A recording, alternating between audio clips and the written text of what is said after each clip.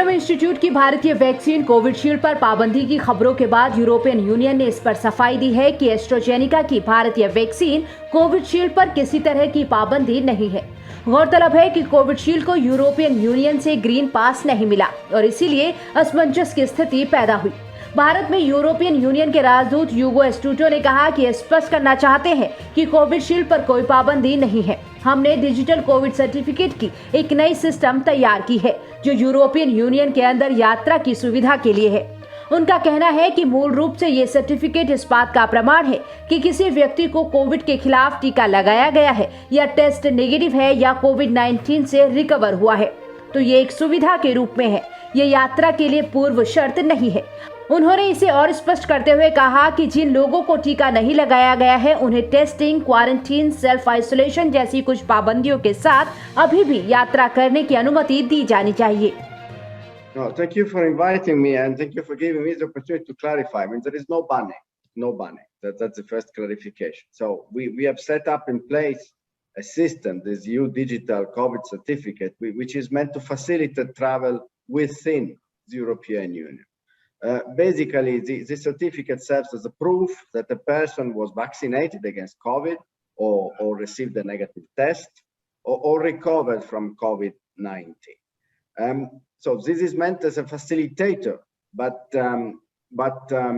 it is not a precondition for travel.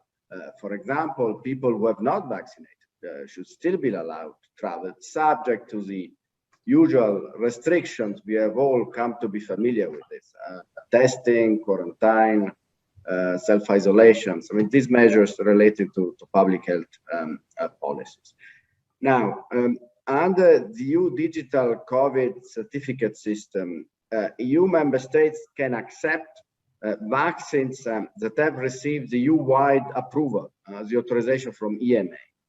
But the regulation of the digital COVID certificate also leaves open to member states the possibility to accept vaccination certificate issued with relation to vaccines that have been authorized by the World Health Organization.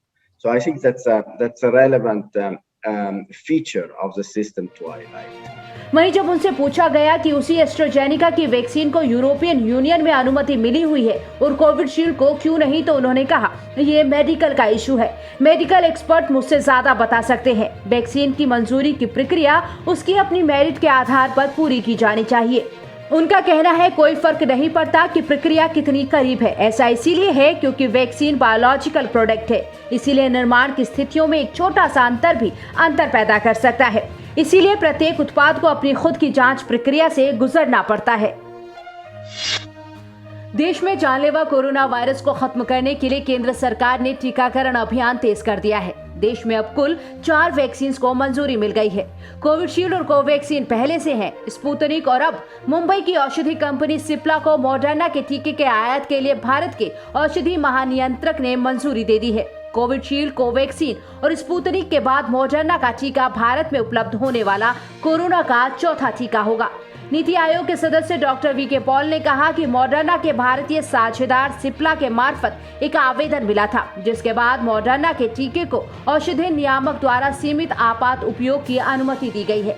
Paul ने कहा अंतर्राष्ट्रीय स्तर पर विकसित किए गए अन्य टीकों, विशेष रूप से फाइजर और जॉनसन एंड जॉनसन को आमंत्रित करने की हमारी कोशिशें जारी हैं। हम अपने देश में निर्मित किए जा रहे टीकों का उत्पादन बढ़ाने पर भी गौर कर रहे हैं।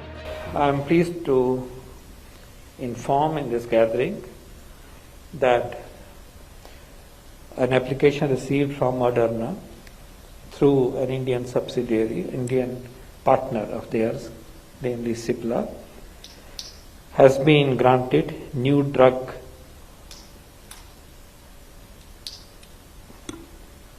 permission for restricted use, which is commonly known as emergency use authorization.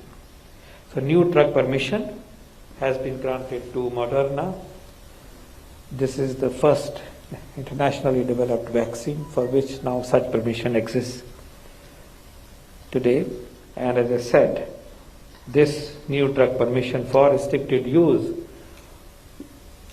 which is the other name for emergency use authorization, is now in operation. And this potentially opens up a clear possibility, clear likelihood of this vaccine being imported into India in near future.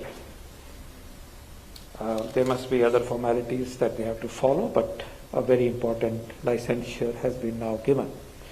So now there are 4 vaccines with such licensure: Covaxin, Covishield, Sputnik, and Moderna. So our vaccine basket is now richer by this addition.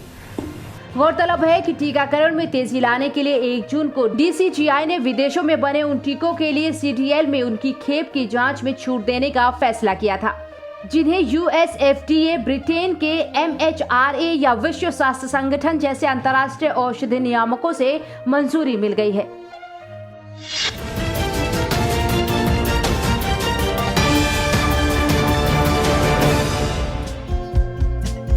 हमारे channel को like, share और subscribe जरूर करें और नई updates के लिए bell icon दबाना ना भूलें।